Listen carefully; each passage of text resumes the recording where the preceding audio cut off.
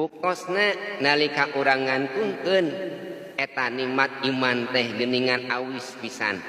Tugan aya jalmi nyungkeun ka ajengan teh ajengan emak teh itu harta tanah ni lega aya meureun 100 hektar mah dina tabungan duit aya meureun 3 triliun mah keun ari ngalamun mah tong kagoknya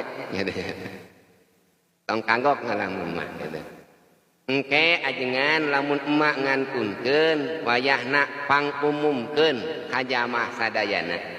Mudah-mudahan harta emak nu triliunan eta sing ditampi ku Gusti Allah. Aya anu nyebatkeun kitu teh aya? Teu aya. Tetep anu dipasarioskeun ku ajengan mah hoyong nalika ngantunkeun teh hoyong ditampi iman sareng Islam. Henteu aya nyungkeun ditampi hartana henteu, tapi hoyong ditampi iman sareng berarti eta harta teh geus eueuh hargana. Berarti eta pangkat teh tos aya hargana. Ayana iman sareng Islam.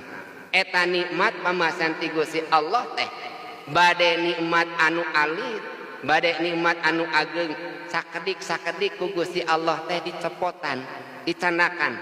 Seueur jalmi teu sakaraos eta jalmi teh nikmatna ku Allah teh dicanakan. Nikmat